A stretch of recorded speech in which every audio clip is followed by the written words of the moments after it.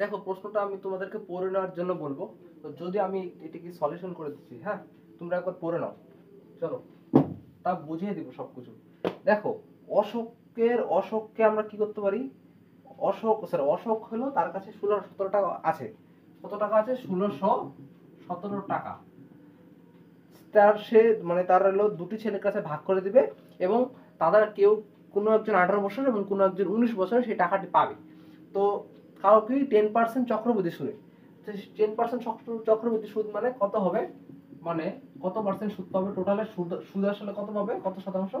110% by 100, সুতরাং হলো 1.1%, 1.1%।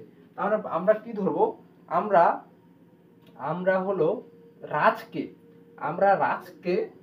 ধরবো x এবং বরুণকে ধরবো 1617 মাইনাস x, মানে x টাকা রাজ হলো x টাকা পায়, এবং বরুণ হলো 1617 থেকে x টাকা বাদ দিলে সেই অংশটি তো পাবে। সেই জন্য 1617 মাইনাস x টাকা সমীকরণ সেট করার জন্য এরকম করলাম। তারপরে বাকিটা দেখো কি করি। তারপরে দেখো রাজ কত বছরে পাবে? রাজ পায় হলো 18 বছরে এবং বরুণ পায় হলো 19 বছরে। তার কি সেম অ্যামাউন্ট পায়, তার একই।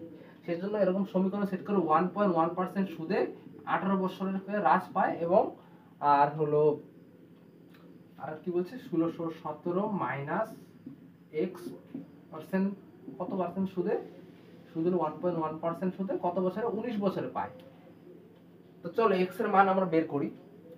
তা কাটাকাটি করে দিই, দেখো 18 আর দিকে 19 মানে 1.1 পাওয়ার হলো 19 আছে, সরি পাওয়ার এখানে 1 হবে, 19 পাওয়ার এখানে 1 হবে, না লিখলে পাওয়ার না লিখলে হবে কারণ সিঙ্গেল পাওয়ার তো থাকবেই। তো তারপর x ইকুয়াল টু কি করতে পারি, এটা গুণ করে দিতে পারি 16 17 এর সঙ্গে। আমরা যদি গুণ করি 16 17 এর সঙ্গে গুণ করলে চলো গুণের মানটা করে নেব। 16 17 11 দিয়ে গুণ করি, 7 একে 7, 7 একে 7, 1 একে 1, 7 একে 7, 7 একে 1, 7 একে 7 আর 1 8, তারপরে হলো 8 এবং তারপরে কি হবে 16 না, হ্যাঁ 6, 6 একে 6, 1 একে 1 মানে 7 আর হলো তারপরে 1 একে 1, তারপর 6 একে 6 7 আর হলো 1 একে 1 17787। এবং দেখো কত ঘর আগে ডেসিমেল আছে, এখানে ডেসিমেল তো বলেছিল 1 ঘর আগে ডেসিমেল, 1 ঘর আগে ডেসিমেল, 1 ঘর আগে ডেসিমেল আছে। তার জন্য 1 ঘর আগে ডেসিমেলের জন্য 1 ঘর আগে ডেসিমেল দিব আমরা 1617, সরি 1617 না, এটা হবে 17717 মাইনাস 1.1x গুণ হয়ে যায় ভিতরে। তারপরে আমরা কি ধরতে পারি, মাইনাস সেই দিকে প্লাস হলে 2.1x হয় এবং 177.8.7 থাকে, তখন x এর মান কি করব 177.8.7 2.1 এক ঘর আগে আছে।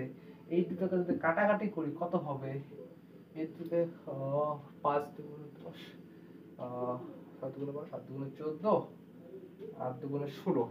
এইটার থেকে আমরা যদি 8 তে 8 দুগুণে 16, 8 দুগুণে 16 মানে 8 দুগুণে 16 168 এবং তারপর বাকি আর কত দিই এখানে, আর বাকি দেওয়া যায় এখানে কত 168 দাঁড়ালো, ঠিক আছে 7 আর 10 আর দিতে কত আছে, আচ্ছা এটা কত হবে তাহলে, এদিকে ধরা যাবে আর হলো 4 আর বাকিটা করা যেতে পারে 7।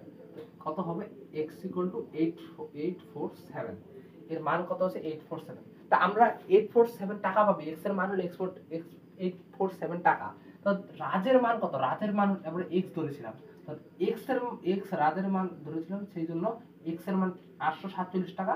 আর প্রশ্নে চেয়েছিল কি অশোক রাজকে কত পরিমাণ অর্থরাশি দিবে। তো এই যে অশোক রাজকে x পরিমাণ অর্থরাশি দিয়েছিল এবং সেই x এর মান ছিল 847 টাকা। তো আমরা বলতে পারি 847 টাকা রাজ পেয়েছিল অশোকের কাছ থেকে। ঠিক আছে, ভালো লাগলে লাইক করো এবং চ্যানেলটিকে সাবস্ক্রাইব করে দিও। ঠিক আছে, বাই।